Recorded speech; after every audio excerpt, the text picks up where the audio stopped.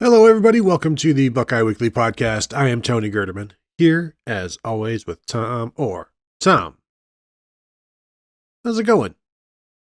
Tony, it's a very sad day. We have to say goodbye to an old friend of the show, our old buddy Mark Emmert. Always so good at his job and so smart and so competent. He's stepping down as the president of the NCAA. Tony, why now? 10 years ago. I don't understand. Remember on The Simpsons when, with the George Bush Sr. episode where he moved next to The Simpsons and he's writing his autobiography? And like the last page is like, and since I had accomplished everything that I wanted to in one term, I did not need to seek out a second term. I think that's what Mark Emmert is doing right now. He's like, I have fixed all of the problems. I don't know how to make things better. Let's let somebody else try to do something that maybe they can. But at this point, and similar to Urban Meyer leaving Ohio State for Ryan Day, like I have left this thing on the peak of the mountain for somebody else to handle because I know the foundation is solid and built well and leaving everything in good footing for whoever steps up next. Good luck. You never want to be the guy who follows the legend. And so somebody's going to have the unfortunate duties of following Mark Emmert. Yeah, no, that is a fantastic analogy because very similar to Urban Meyer leaving the Jacksonville Jaguars, Mark Emmert is leaving the NCAA in a condition. And I can only assume the NCAA will get the first draft pick in, I don't know, the Supreme Court draft next year. I'm not sure. But yeah, it was a really great tenure. It's a difficult balance to strike because he is one of the most loathsome figures in college football, but also he's sort of doing the bidding of the college presidents. Like if all the college presidents told him, don't do this, he would stop doing it. It's a little like Rob Manfred, the MLB commissioner, where it's like everyone just punches him, and it's like, well, but he just works for the owners, so it's really the owners you should hate. So, Mark Emmert is a convenient punching bag and was compensated extremely well for being a punching bag. You never got the sense though that Mark Emmert was like behind the scenes pushing for, well, actually, we really need to be taking a different approach to these things. We can't just pretend that no, amateurism is, people only watch college football because the players aren't paid, which is literally the argument they made in front of this U.S. Supreme Court last year at one point, which it went great. Only 9 judges voted against them, so that's pretty good. Uh, I mean, Emmert's time has been filled with an absolute abdication of all responsibility for the NCAA to govern the sport that it is overseeing. And good riddance. I don't know that the next guy is going to be any better, but you sort of get the sense. This is something we've talked about on the show before, and then there was an article, might have been Pat 40 this week. Someone had an article talking to Jack Swarbrick, the Notre Dame AD, who basically said, like, yeah, the NCAA is dead, and there's gonna be some new governing body probably by the mid 2030s, which is essentially, I think, the timeline that you and I had talked about, a month or two ago. So are we basically the Notre Dame A-Day? Look, I don't know. Maybe. Who's to say? I would not have kept Brian Kelly employed as long as they did. But other than that, like, sure, yeah, whatever. The interesting thing is I know a lot of people say Mark Emmert didn't do anything. A lot of the problems were the fact that they put their head in the sand or whatever. It's like, but if he's so bad at his job, do you really want him doing more? Like maybe him doing nothing was actually the best thing that he could have done because just imagine if he would have done more and how bad things would have been.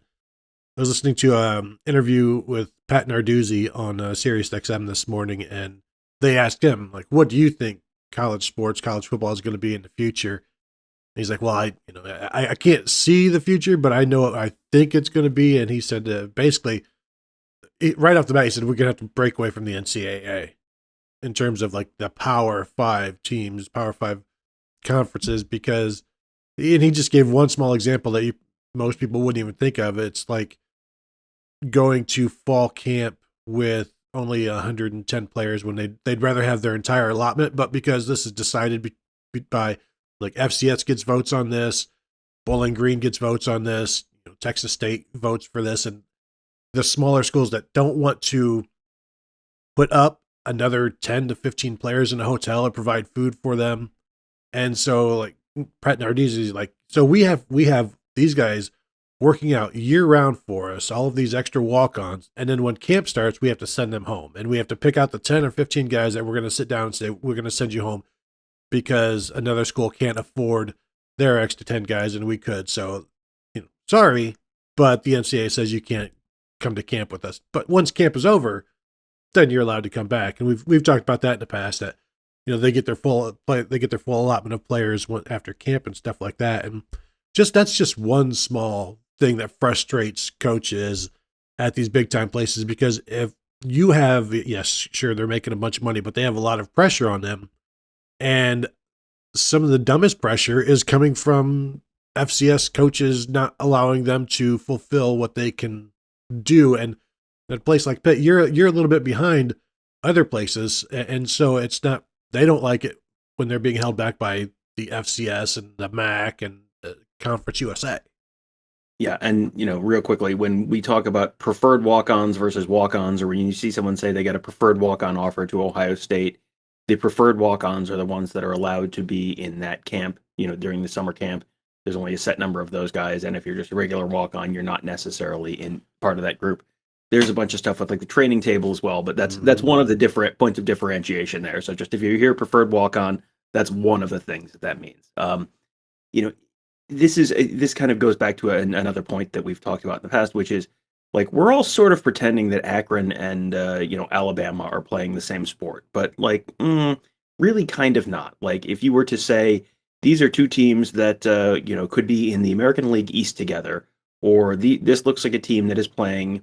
One is in the American League East, and the other is in like the International League in AAA. Like seems like that's probably more, and maybe some of those lower level FBS teams.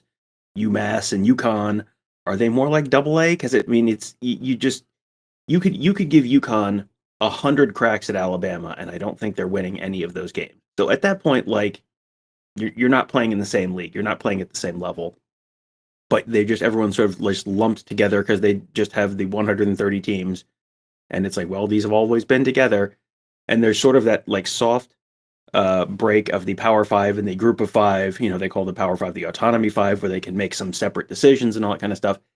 It feels like there's going to be more of a breakaway, and then, then the question is it just those 5 conferences break away? And could Vanderbilt lose to Uconn? Yeah, they could lose to Uconn. I think they beat Uconn last year in a terrible, terrible game that I watched way too much of, but they didn't beat Uconn by much. Like. So Uconn and Vanderbilt are kind of playing the same sport, and at some times. So just because Vanderbilt was buddies with Tennessee and Georgia and Alabama 80 years ago, does that mean they still get to live in the high rent district? That's going to be kind of one of those interesting conversations. Or you've seen the proposal for the Super League, and it's the 24 teams, and I have always thought that it would be fascinating if they went to the English soccer model where you have the Premier League, but if you're a Rich Rod Michigan team and you're in the Premier League and you go 3-9, like, well, enjoy going down and playing in the Leaders and Legends League with Purdue and Illinois and Rutgers and Kansas, and and then if you win that, then you can move back up. I doubt that's how that's going to be, because that's people in power don't tend to, Tony, write this down. People in power don't tend to want to put that power in jeopardy. They want to just continue to hold that power. So there's no real benefit to those higher level teams putting themselves in jeopardy of moving up and down and losing a bunch of money and losing a bunch of prestige. So I don't think that's ever going to happen, but it would be really fun if it did. Yeah, and there will be some changes coming in, and that would be, and I was going to throw that to you before you even talked about it, but the idea that Kansas is going to give up their position. It's Kansas in terms of football. Vandy, it's a lot like rent control apartments. Like they're grandfathered into this, and should they be? No, and so we'll see what all forms that take. But the TV, and I know people think NIL and the transfer portal have changed the game. It's the TV money that has changed the game more than anything else, and that's what's going to bring about the breakaways and the the super conferences or whatever else that comes from it. It's the TV money, and it's the groundswell of there is so much money being made, and the players are getting like almost none of it. They're getting it in tangential ways. They're it's the slides and the waterfalls and the education and the weight training, which is plenty, is a lot. I used to think it was enough in terms of like if you looked at the amount of money going to a player through all of that, you're talking a couple $100,000 a year. But when teams start bringing in 80, 90 million, like they're going to be pretty soon, it's, there's, and also the desire to not allow players to make money off name, image, and likeness is backwards.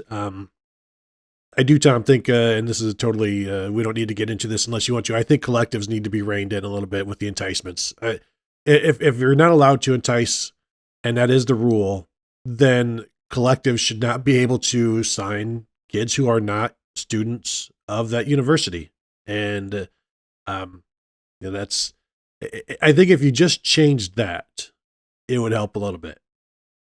I don't know how much that really helps because then you have, this is you get into the Major League Baseball like international market situation where you're not allowed to sign any of these kids until they're 16, and they sign on the July 2nd of their 16 year after they've turned 16. Mysteriously, Tony, you will frequently see deals reported 6 to 18 months in advance between teams and players with like specific dollar amounts attached. Like, well, it's okay. They're not signing till they're 16, so it's okay. So they're, clearly this is still an open market thing. Like, I really wonder what they're going to be able to do, and what they're going to be able to do legally, where they're not putting a cap on the money that the players are earning. Because the reason you're able to do like a salary cap in the NFL is because it's all collectively bargained. Well, there is no collective bargaining unit for college football players. So if that's not collectively bargained, you don't really, you don't have salary caps if you're a, whatever, pick a job you want to do, a pin setter at a bowling alley, the classic job that we all think of as soon as you think of any sort of job. There is not a, legal structured, you have to negotiate your salary with your employer.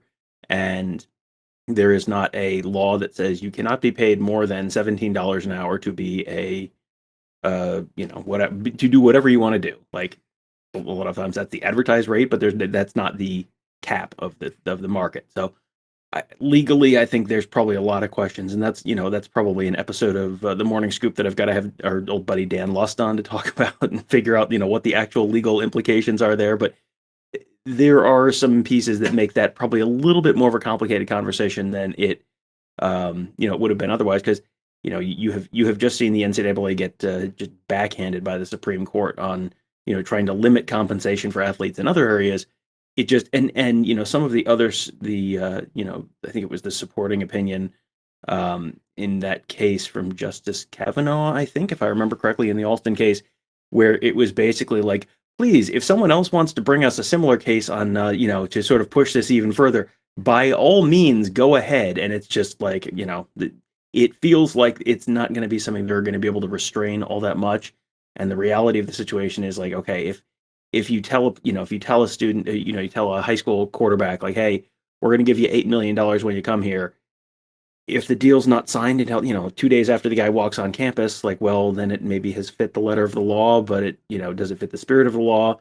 And then how are you enforcing that? And do schools even care? That's kind of the other question, because you see people acting like they care, but I really genuinely don't know how much they can do to rein it in right now, because the NCAA didn't do its job in previous years and get ahead of this.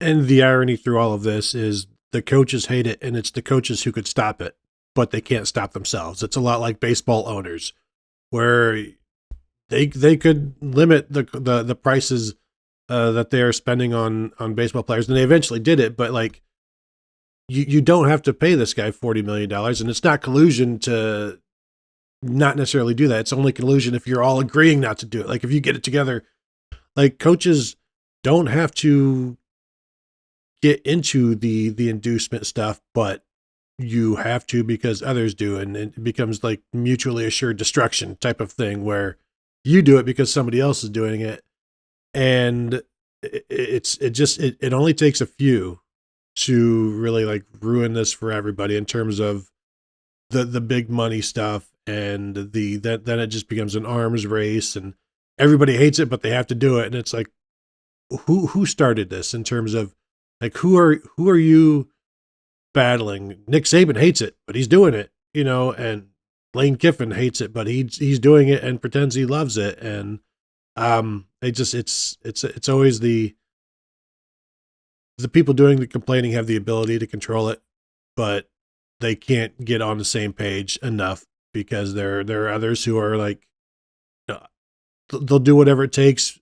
They'll, and not even necessarily in a cheating way, but all of the rules are put there so that you know how far to go, and then how far past that rule, how the loopholes, the collective being a loophole, basically, and I just the enticements, the inducements, those sort of things. I think they should be looked at, but again, it's one of these things where the kid going to Tennessee, Iamaleava, or Tom, you know better than I do how to pronounce his name. Oh, I was pretty close there, but it's a word of it's a he said she said sort of thing where if you sign with us, there's going to be $8 million or whatever. But again, it's the NIL collectives that are doing this. It's not the coaches saying this is what you're going to get. It's the collectives. And so I think there is a way to, if there is contact between a collective and a high school student, there can be some ineligibility there. I think that is something that could be done. And because the state laws say it can't be done for inducements and enticements, and the NCAA rules say that. So if there is talk there, and if your collective is tied to a school, it becomes like a booster, and it can have that same sort of a label to it. And I think there are ways to rein it in terms of the recruiting. But again, is it all that bad if Tennessee can land a 5-star quarterback and a 5-star receiver out of it? Have we really destroyed the world by having that happen? Well, I think there's a couple questions that follow that up, which is one, is this something that is going to continue forever? I mean, I think people are looking at the trend line right now, which is, 2019, no NIL, 2020, no NIL, 2021, some NIL, 2022, oh boy, lots of NIL. And, boy, that can only mean that 2023 is going to be 15 times as much, and then 2024 is going to be 15 times as much as that. That's not, I mean, at some point, even Texas A&M is going to run out of oil money. So, there is functionally a limit, and you're going to have people who bust and who don't end up turning out to be anything. And it's like, well, we spent X million dollars for a guy who never played. You can think of players from Ohio State who were highly touted who didn't turn out to be stars at the college level. You can think of players at other programs. I mean, that happens everywhere. That is not a unique thing. Even 5 stars, it's like only, what's this, that half of 5 stars get drafted in the NFL or something like that. I mean, it's just, even the guys who are like the most sure thing are not sure things. That market is going to regulate itself to a certain degree. I have a lot of trouble working up that much concern over it because, number one, like, I don't want to spoil the surprise, but this is not, in fact, the first time that a college player has received financial inducements to attend a certain college or university to play intercollegiate athletics. That actually happened occasionally prior to 2021. That is a thing that actually happened before.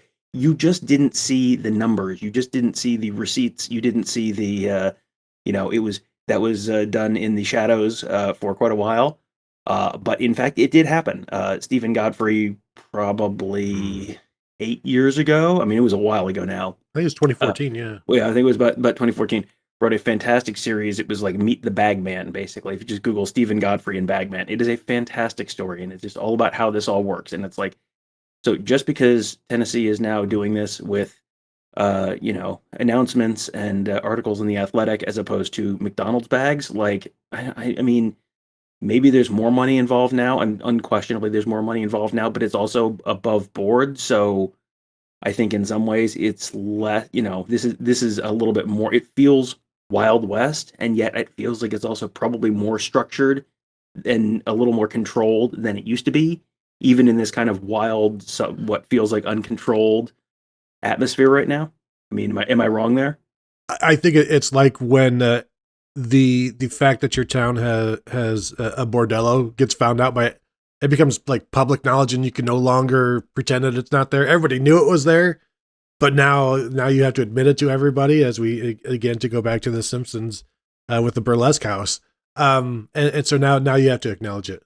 I was just talking to the NIL collective to get directions on how to get away from the NIL collective. Exactly, and so that's a very good time. I do want to eventually have us do a listener questions just about like the NIL stuff, and any questions you guys have, we'll address that and make that a separate show.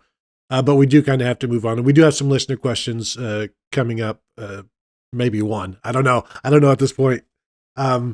We could do at least one, and then see. This is I like the NIL thing because I think you and I agree on a lot with college football, and I think you and I have different perspectives on the NIL thing to a certain degree. So I am interested in kind of pursuing that as well. We have a Seinfeld question that I want to end the show with today that you and I had been talking about before, and it was like, how do we have the same answer on that? That's so weird, but we'll get there. Let's start with a question about Larry Johnson from @TheGregWagner. Larry Johnson has been key to the Buckeyes' success since he arrived at Ohio State. Top dudes come here because of him. If he retired tomorrow, who is the best D-line coach on the planet? And could he be enticed to join Day's staff? Thanks. I'll hang up and listen. The problem with that is, and I don't know who the best D-line coach in the nation is or on the planet is, because he's already got a really good job. And the way they landed Larry Johnson was a very special circumstance that sometimes you just luck into things via timing, and so much of coaching is timing. And that one couldn't have been better timing. You lose Mike Vrabel, and you land upon Larry Johnson, who is wanting to get out of Penn State with the coaching changes going on there.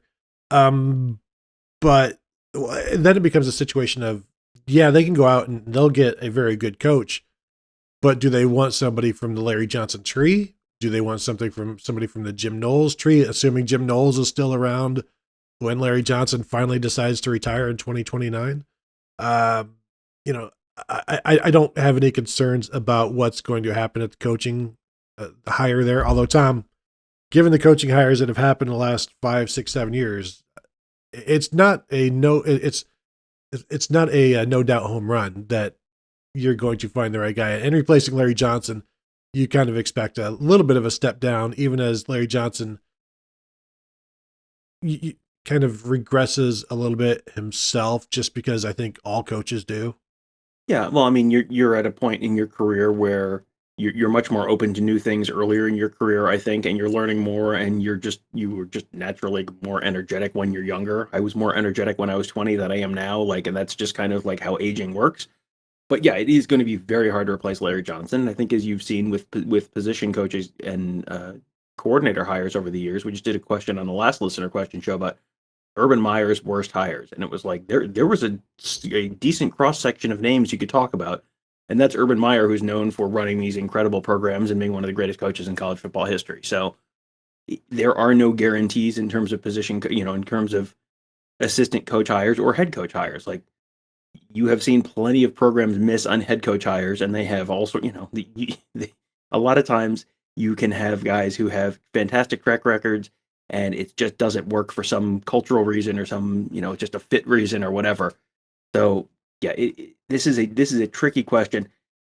For a while it felt like the answer was Kenny Anyanike, and he went to Fordham, and then I think he's out of coaching now, I believe. Is that right? I think he Yeah, I is. believe he's like in business or something of Yeah, that. I think he's out of the business now. He was someone I think you sort of thought like maybe this is going to be the next guy. A couple names to just at least have in the back of your mind. Elijah Robinson, he is very well regarded as the Texas A&M defensive line coach. Now, they just brought in one of the greatest defensive line classes in the history of college football.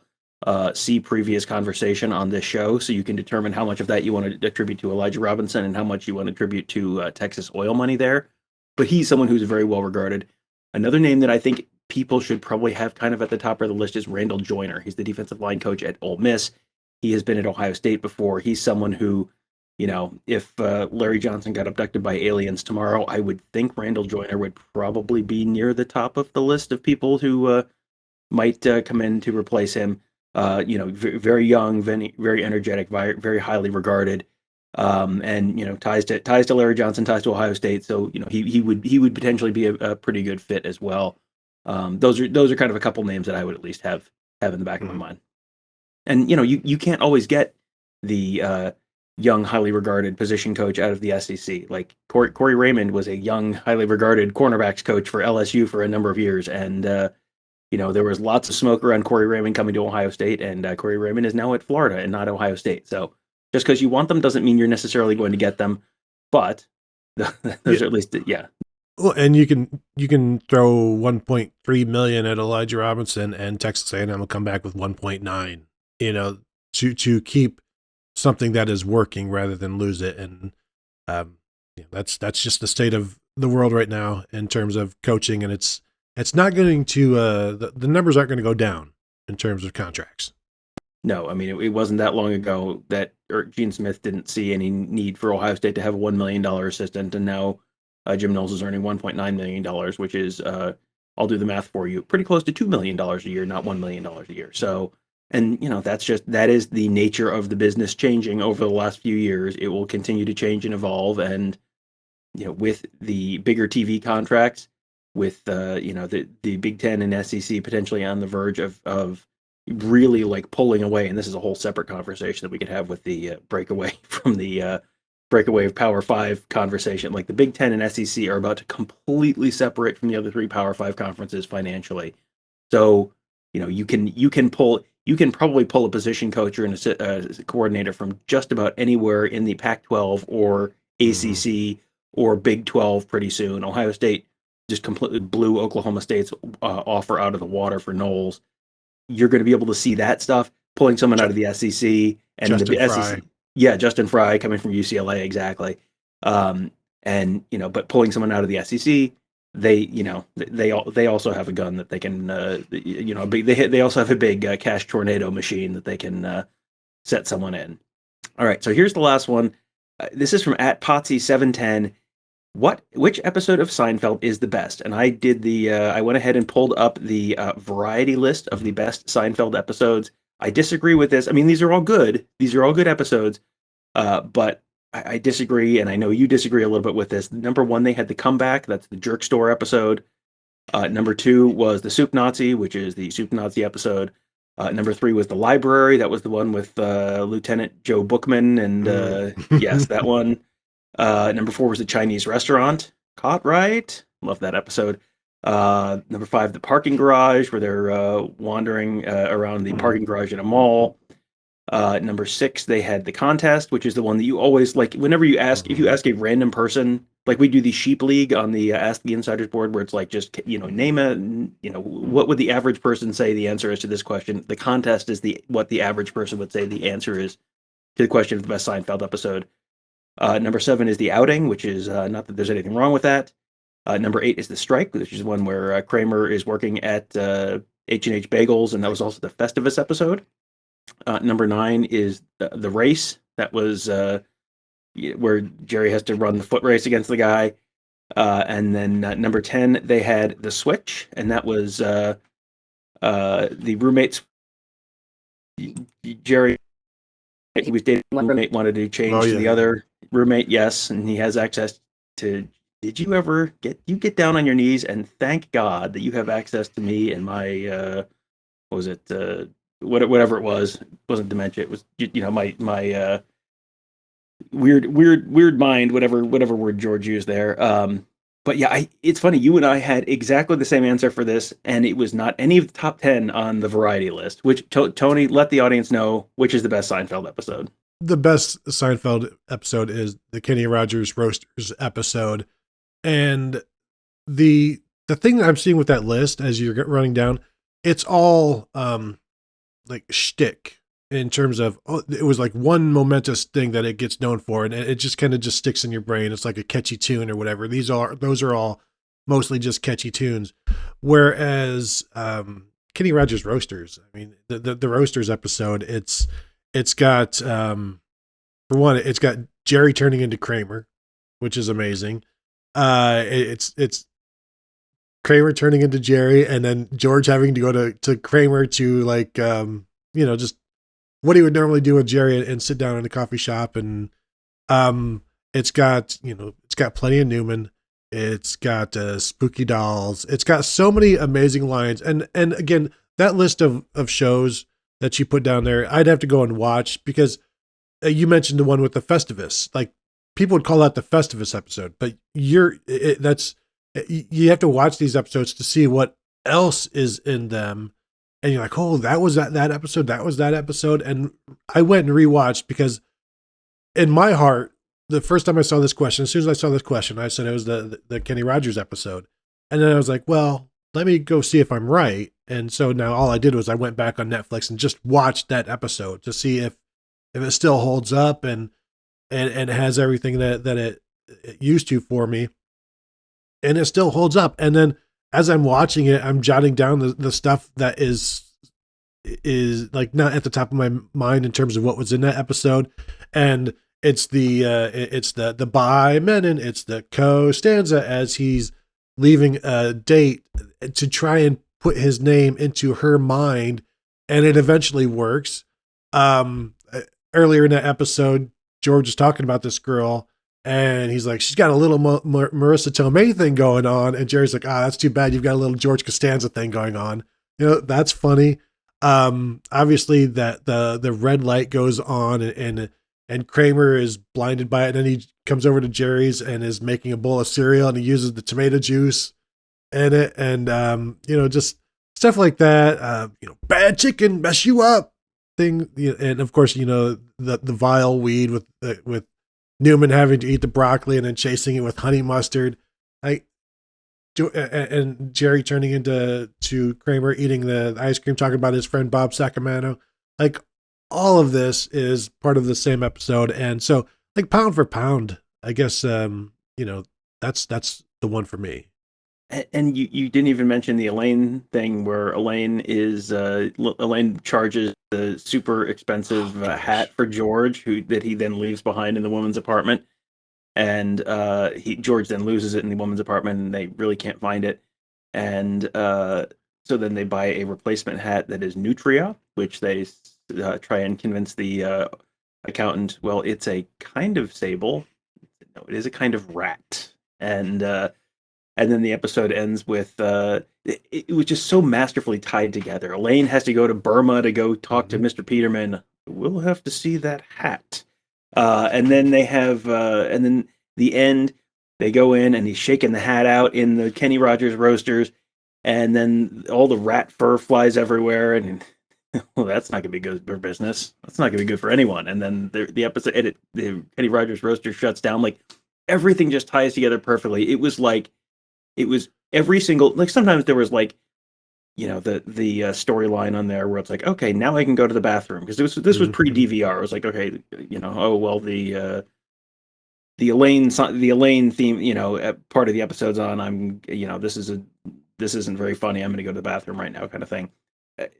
All of them were outstanding, and they all tied together so perfectly at the end. And there's so many great lines, and it's like all the great characters in there. Yeah, I think that is. It was right. That was number 12 on this variety list. I think that's 11 spots too low.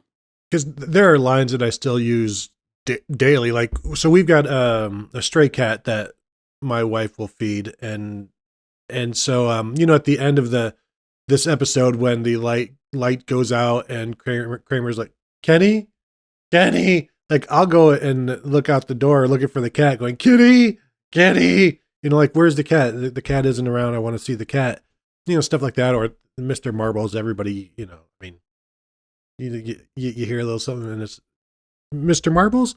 Fun stuff on this is just like, even watching Kramer eating the chicken in the bed, like, as he's, bouncing up and down and who hasn't done that on a road trip? I know we've all done that on the road trips last year, Rose Bowl especially. Just having a good time eating chicken in bed. But yeah, I'd have to check the rest of the top 10 to see if it's more than just the contest or the parking garage. Like, what else is going on in there to boost that from just a one trick pony to the stable of horses that this episode had? Yeah, this is just one where you there are Simpsons episodes like this too, where you remember it as this episode, and it's like, oh yeah, that incredibly classic line or scene or character arc or whatever was also from this episode. You forget that sometimes, but yeah, this was to me a very clear cut number one, and it's like there's you can have a debate about what's number two, but that to me I think was number one. I think a lot of the reason it's a little underappreciated was it was so much later, and that was season 8, and so many of the earlier ones are season 6, season 4, season 4, season 3, season 2. That, like, I'm going through the top 10, and there was one that was after that. Like, I think everyone had sort of decided like what the comeback was right after that. By the way, the comeback was for the Jerk Store episode. That was 4 after Kenny Rogers Roasters. Like, that was season 8 of that show. That is how good that show was that far in. Like, normally season 8, it's like, all right, well, it's time for one of the characters to have a baby or get married and have a baby because we're out of story ideas. Like, and they were just like cranking fastballs into the upper deck at that point still. So yeah, that is a tremendously underappreciated, how good that show was as long as it was. And that's why they quit when they did, because they didn't want it to be something that diminished, and it was as good at the end, say for the last episode, as it was. It was definitely better at the end than it was at the beginning. I don't think anybody remembers many of the first season of the Seinfeld Chronicles, as it was titled back in the day. So, Thomas, speaking of finishing at the top of our games, anything else before we go? No, I think we're good. Unless you want to talk about which shirt button is the most important shirt button. No, we done? Okay. Next episode. We'll save that for 15 minutes in the next episode. So that will do it for this episode. I want to thank you all for joining us. As always, thank you for watching. Thank you for listening. However you choose to enjoy the show. So thank you, and we will talk to you guys later.